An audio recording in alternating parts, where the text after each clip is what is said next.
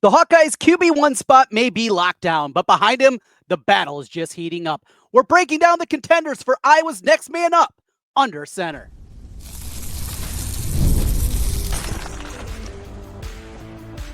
You are Locked On Hawkeyes, your daily podcast on the Iowa Hawkeyes. Part of the Locked On Podcast Network, your team every day.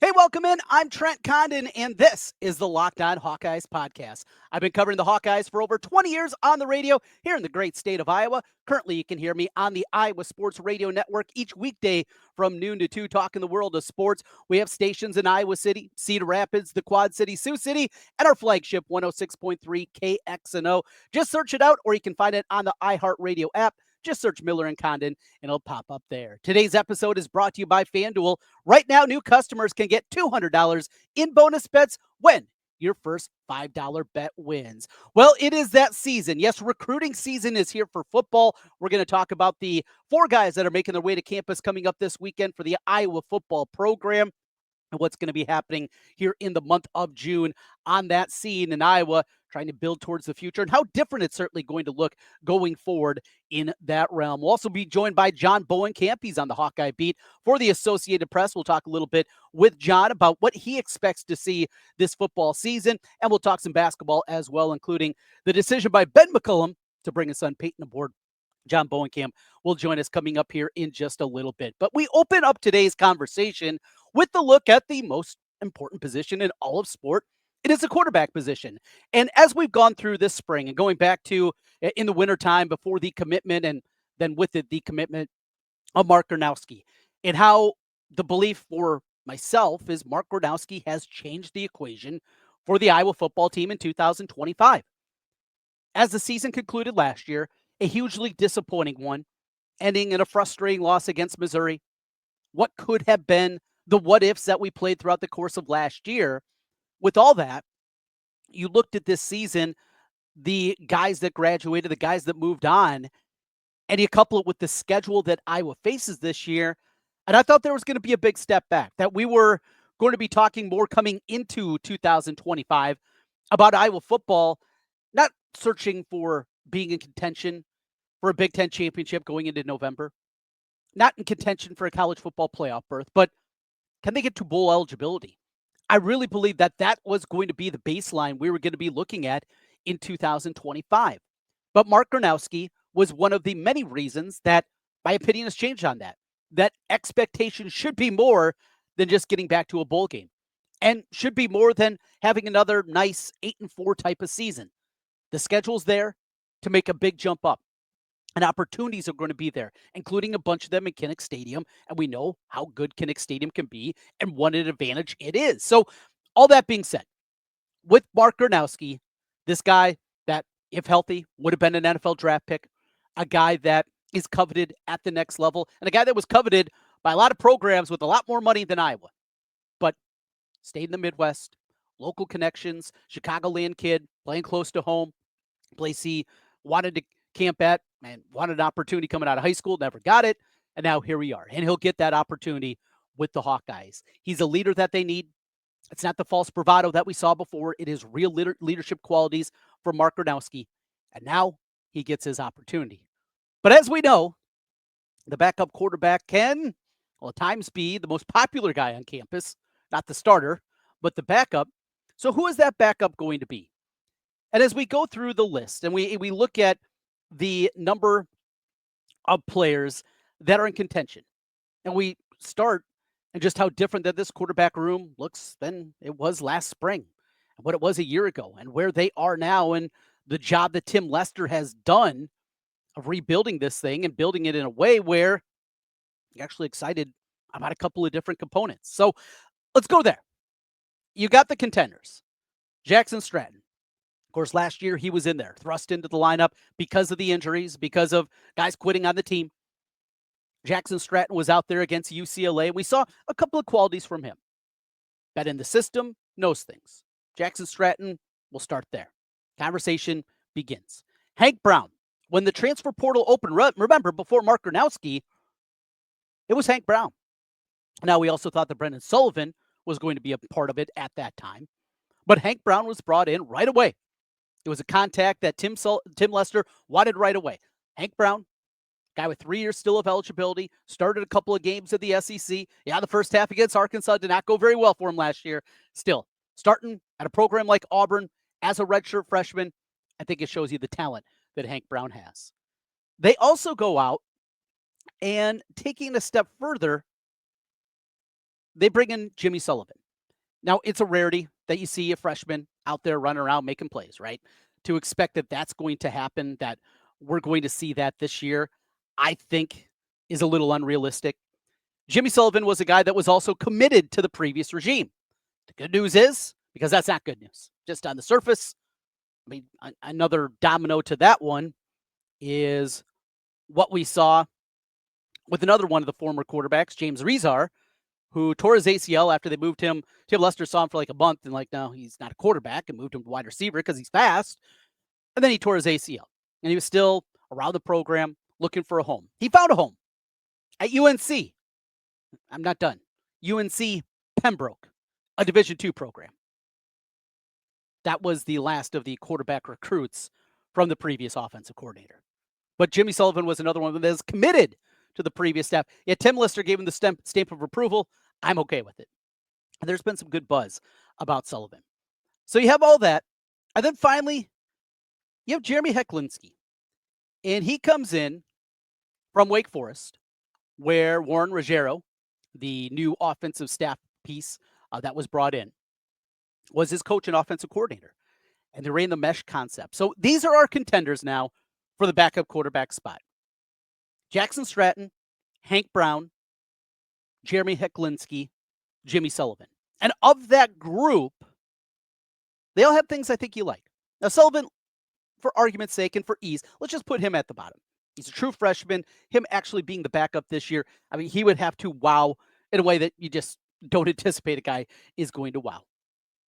Jackson Stratton. I know there's a lot of love out of Jackson Stratton. We saw a couple of things last year that I can understand. He's got a live arm. But I keep going back to limited time at Colorado State, 4 of 19. And now that guy was there for a long time. He was in the portal for a long time before Iowa found him last summer.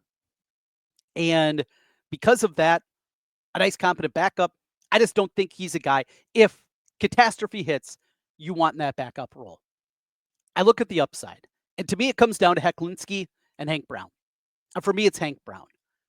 The athleticism that he played with, the quarterback tutelage that he had, both at Auburn and before it, even at the high school level with Trent Dilfer, who did not have a great NFL career, I get, but is known as a guy that knows quarterbacks incredibly well, the work that he does with Elite 11. I think Hank Brown is the guy. I believe that Hank Brown will be the guy once we get to August and once we get to camp, that he is going to be the guy ultimately that will be the backup quarterback. On top of it, the eligibility that he has. Look, Tim Lester, one of the many things that I love about him is he is not scared of competition. Bring guys in, bring in another body, bring in another arm. That's fine. Compete, see who's better. And if it doesn't work out, we know in college football today, there's going to be another destination for you. Now, it could be UNC Pembroke, or there could be other ones that are available. That's where we are at backup quarterback. Ultimately, I think it'll be Hank Brown. We will see. We continue Locked On Hawkeyes. More football talk coming up here with John Bowenkamp. We'll also talk recruiting a little bit later on, but we'll talk with John, his thoughts on Peyton McCollum joining the Iowa basketball team, and a look at the offensive line for the football program. That's all as we continue. Up next, John Bowenkamp joins us from the Associated Press on the Locked On Hawkeyes podcast. Today's episode is brought to you by FanDuel. Well, the NFL Finals are here in full swing, every night delivering highlight-worthy performances, major momentum shifts, and can't-miss moments. Whether it's a game-winning shot, like we saw last night with Tyrese Halliburton, or a breakout player, there's never been a better time to get in on the action. FanDuel makes it easy to stay in the game before tip-off and live.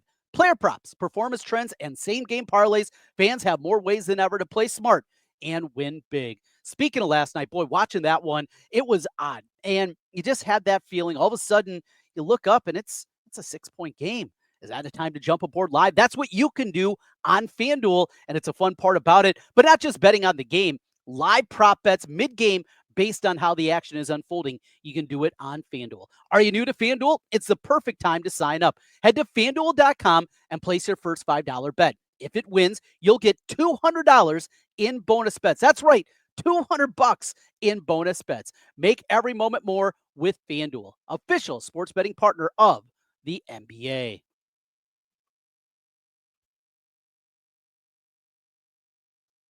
The team with the third best record in the National League at some point, I'm assuming, but we'll start talking Hawks with John. Hello, John Bowenkamp. How are you? I'm good. How are you? They'll be fine. I knew it was coming. I'd have been disappointed if after that lead in. That game 7 in Wrigley is going to be a barn burner. Oh, it's going to be fascinating. No home field. There's a collapse coming there. Oh, no. Anyway. Shout out.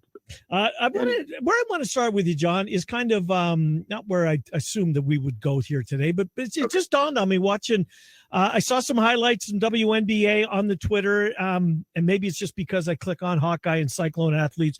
Lucy Olson joined up, or showed up rather, in her Mystic gear, making a shot in one of the games. Not sure who they play, but that aside, I want to ask you about the shoes that she was. The position that she stepped into, right? Obviously generational. We'll maybe never see one like her again in Caitlin. And here comes Lucy Olson. And I think some of the fans, at least at the beginning, thought, that this is going to be, quote, her replacement, which is never going to happen. You saw all the home games, covered most of them. I thought from where I sit that she handled the pressure that came along with that. Not that Hawkeye fans overly burdened with it, I didn't think, but to be asked to, be the next. I thought she did an admirable job in her one and only year at the University of. How about you? No, I did too. I mean, she had that little slump there which coincided with the losing streak there in January. But other than that, she played well. I mean, she just fit the role very well. And I thought down the stretch, especially once she kind of broke out of that slump, she was really comfortable in the position she played, the role she had with this team. And I honestly think they probably wish they could have had another year of her. I thought she handled everything very well. Just great personality, but also great player. She made shots. Got the ball to the right people. And I thought she just, for the position she was playing, which, encompasses all of like what she said, I thought she did really well. We'll jump over to the men's side, and a Friday news dump, perhaps. Peyton McCollum is joining the basketball team with his son. In the grand scheme of things, we see sons join all the time and go on to play their 4 years with their dad. However, Hawkeye fan base is a little bit different after being burned by Todd Licklider. The McCaffrey years, that both those players were good enough. There's a lot of scar tissue there, John. Sure. And in year number 1, trying to resurrect a very disappointed fan base over the last 20, 25, 30 years now of men's basketball, do you think this was the right choice for McCollum to bring his son along? I don't see a problem with it. I really don't, because I don't know how much he will play to begin with. But if you look at his numbers last year in high school, they were really good numbers. This was a first-team All-State kid on a really good high school basketball team. And it's not like this kid can't play. It's also not like he's going to play 30 minutes a game there his first Better year. not. and it's like you're fitting him into the roster. You're going to use him as you see fit. He's not going to be a starter. He's not going to do, but he's a good player. And they needed to fill a couple of roster spots. Why not fill him with a pretty good player who, oh, by the way, happens to be your son?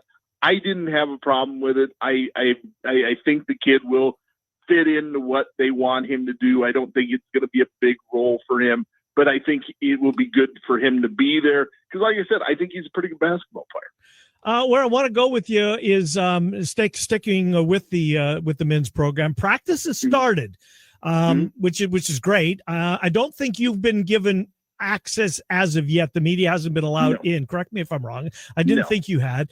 But what are you hearing from back channels, if anything? Is this just kind of the roster in some respects is very familiar with one another because there's so many Drake Bulldogs on it. They're just practicing further east than they normally would have last year. What are you hearing, if anything, as to how it's going and what McCollum's asking his team to do, John? I haven't heard anything, but I found it interesting watching the videos, and I'm looking at it, and I'm like, you're always used to whenever you see the videos, these guys, or whatever, the guys coming back, and you're looking at that, and that's pretty much a whole new team. And so it's going to take some getting used to getting to know these guys and all that. But I agree with what you said. I think there's a really good foundation there. These are guys that know each other. All the Drake guys know each other. They know what he wants as a coach. They know how he is as a coach. It's going to take maybe a little bit of a learning curve to the guys coming in, even to Cooper Koch, because he's going to have to learn a new coach. But I think this summer will be really good for them to kind of bond. And you can kind of see in what they were doing in the first couple of videos that this is a team that he's really trying to get them to bond right away. And you can see that there is some chemistry there right away. So it's going to come. I still think this is going to be a very good team this year. I think it's an NCAA tournament team. Again, some things are going to have to kind of fall into place, but I like what they're doing right now, and I like where this program's at. When you got 6 guys that have played for him before, I think there's a chance to hit the ground running. And in college basketball, John, as you know, it's just so much different with the turnover in every single roster that happens. I think there's a big opportunity for them to go out. Now, what have you heard about the non-conference scheduling? There hasn't been there's the Bucknell game here. They're playing in California. They'll play 2 games out there in Palm Desert, and of course the Iowa State game. Have you heard much else though about what this non-conference slate is going to look like? I think an opportunity for them to get off to a good start. Yeah, I do too. And I mean, obviously they're going to fill in teams there that, that everybody always was. I believe Western Illinois is on the schedule. I have not heard anything officially, but I do believe Western Illinois is on the schedule. And you talk about a program that's getting all new players. He's got a whole new roster there. So, I mean, I think there's some challenges to what they're going to have this year. I mean, I think they're going to be tested in the schedule. We'll kind of see it fill in here over the next few weeks, but I like where they're at. I like the game in Des Moines. I think it's a good idea. I'm going to be curious to see if maybe there's going to be a women's game in there, but I don't think there's going to be. Not this year, I think it's a good idea. I think it's a good idea to play that game there, or to play in the Quad Cities or whatever, to just kind of get out and kind of show this program around the state. Yeah, look what the Quad Cities game meant to the fans last year. That was what stuck with me. I mean, to the team, rather, getting in front of those fan bases and how passionate that they were. Iowa announced their Hall of Fame class for 2025. The 2 names that I think would resonate, Bob Bowlesby, obviously, the athletic director, and Brandon Sheriff. I don't know if it's possible to answer this question because everybody's going to have so many opinions. Who's Ferentz's best offensive lineman? There's been so many. He was one of them, sure. Clearly. Yeah. And I mean, he was just so good in that job, in that role. And I always, because that's one of my freelance projects every year, the last couple of years, is interviewing these people going into the Hall of Fame. Oh, and nice. It's kind of interesting. It's kind of interesting to talk to them and what it means to them and all that. And so I was looking through the class, I was like, these are going to be some really good interviews. Look at Bob Bowlesby and what he did. When you saw it kind of broken down there, it was like, he really did a lot there. I mean, the Tom Davis stuff, you look back and you think maybe, about that decision. But other than that, he had a big impact on that athletic program. And so, looking through that class, all those people are deserving. They've had so many good athletes. But getting back to your original question, Brandon Sheriff's on that list, and he may be at the top, but you can argue for some different guys, but he is definitely on that list. Gallery probably would be one for me. His NFL career, he would have started at right tackle. Yeah. And as Sheriff, he wasn't a left tackle of the league. Linderbaum. They moved him right inside. There's a great one, and we can go on and on. And on. Yes. I mean, there's been so many. Bruce Nelson was the league. Bruce Nelson. Yes. And what you're talking and guys that originally came in and didn't have a lot of, didn't have the stars by their name.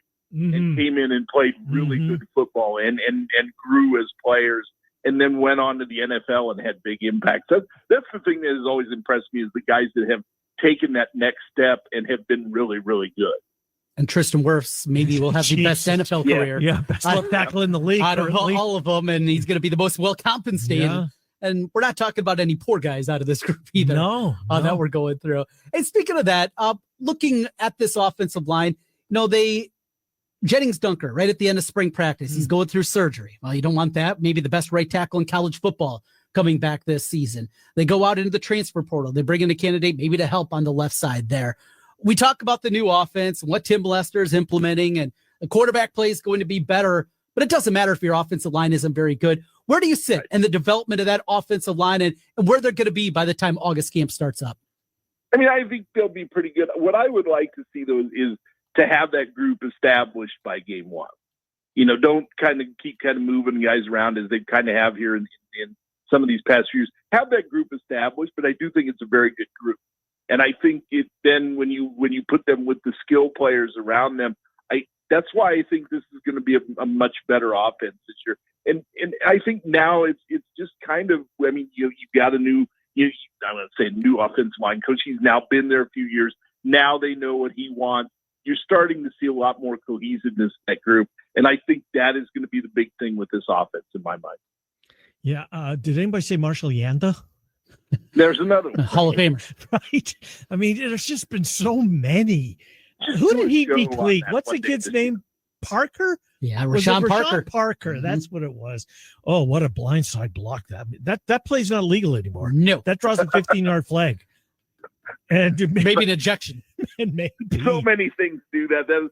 Somebody was talking about, there was a video from just a few years ago of a quarterback hit, and I'm like, in today's game, that's a fine. Yeah. And a penalty.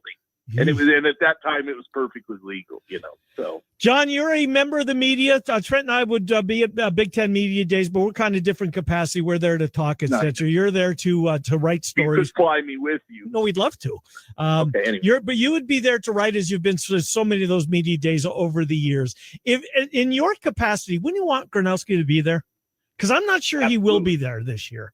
No, and we were talking. Tom Caker and I were talking about that tonight, about who might come. And I was like, he has to be. I agree. Because that's your starter, but he also has never played for them. Right. And Kirk likes to take guys there to honor reward them. Yes. Yes, to reward them. And so, yes, he should be there. Now, whether he will be there, I don't know. But he should be there in my mind because that's your face. That's the face of your offense. Yep. And has a really good story to tell. But I think Kirk always likes his, the guys that have been there a long time to reward them. But then again, you start thinking, well, okay, who should go? And then it goes back to you should take him in my mind. Yeah, because McNamara never went, right? He didn't go. Thank goodness. Right. I mean, certainly his last year. Last year was Jay Higgins. Jay Higgins, Luke Lachey, and Quinn Schulte went last year. Yep. Yeah. Got to have investment in the program. I mean, it's Kirk. I know, but the Big Ten media wants to talk to the guy that's going to change this offense. And I'm not talking about Tim Lester because he doesn't get to play.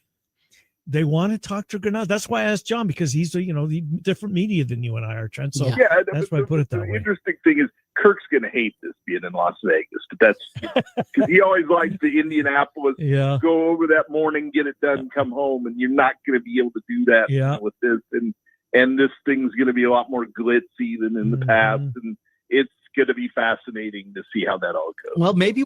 That's John Bowenkamp joining us from the Associated Press on the Iowa Beat as we talk all things Hawkeyes. A big appreciation to John for his time and talking some Hawkeye football and basketball. Big weekend recruiting really opening up. Iowa is going to be having some of their first official visitors of the season. The first ones of June coming in this weekend. We'll talk about the next Iowa prospects when we come back on the Locked On Hawkeyes podcast.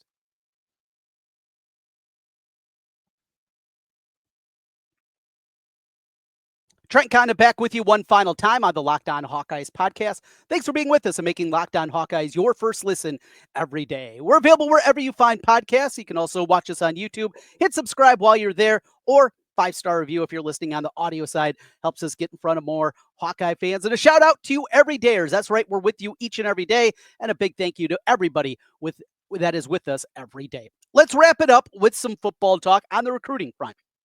4 official visitors are scheduled to join this week. This comes from Hawkeye Report. Tom Caker, Blair Sanderson doing great work over there on the Iowa Beat. And they have 4 guys that are listed coming in this weekend. So normally, at least before this big evolution of recruiting has happened, and obviously the transfer portal and the way things look, is Iowa would really designate one weekend where they basically try to bring in everybody. And it didn't always work. There were usually a couple of stragglers, and that's somewhat the case this year. But this weekend, there's 4. Following weekend, I think one is scheduled, and then their big one is going to be the weekend of June 20th. That's when they have their tailgater event, and the big one, the guys that are already committed come in also that weekend. So that's the way they make that work. So 4 guys this weekend that are coming in. One of them, a wide receiver. A wide receiver, Keaton Reinke, will be coming in. So guy 6'3", that big position that we saw Reese Vandersea last season play. Haven't had a ton of those guys, and we look at the lack of depth of that big wide-bodied receiver. Basically, it's Reese and it is Dayton Howard are kind of the big body receivers that they have. Good offer list as it pertains to athletics. Stanford, Northwestern, Air Force. Yeah. I mean, those are some schools along with North Dakota State and Minnesota also after Reinke. So we'll see on that front. He's already taken visits to Northwestern and to Stanford, and this will be his third of 4 visits that he has scheduled. Another intriguing guy is somebody from Memphis. In Iowa, I mean, where are you going back to Willie Guy, right? But Memphis has not been a recruiting hotbed for Iowa, certainly in recent years. Daiju Ba is the young man, defensive lineman, 14 tackles for loss last year, 7.5 tackles. Iowa, Wisconsin, Northwestern, Indiana, Michigan State, NC State, Memphis, the hometown team, and Georgia Tech are amongst his offers. This is middle of the group of visits. He's already been to Northwestern. He's been to Wisconsin. He's got visits to Indiana, NC State, and Michigan State set up. I wouldn't say that this is probably a great one just because Iowa doesn't recruit there very often. We'll see. Maybe we'll see that Kelvin Bell has the right connection on that front and able to bring him in. Next up is a safety coming in from another place that Iowa doesn't recruit very often. Now, Hayden had his connections to Nevada, of course, but we got a Vegas kid, Gavin Day, a safety. Last year, 110 tackles, 16 tackles for a loss for a safety. That's definitely eye-opening there. Got a bunch of West Coast schools that are after him, that are amongst his finalists. Washington, who he's already visited, Arizona, Utah. He's got visits coming up after this to those 2 destinations. Iowa, again, you'd figure don't get a whole lot of those guys. You wonder what the connections are about that one. We'll see on that front. And then finally, the final visit coming up this weekend is Aiden Atek, who was committed to Northern Illinois. You see this happen a lot, guys that commit to MAC programs, and then all of a sudden a few more offers come their way and they start to open things up. That appears to be the case with him out of Indiana. Super long wingspan, 80.5 inches the wingspan for him. Still committed to Northern Illinois, but he's got visits set up for Iowa, Kentucky next weekend.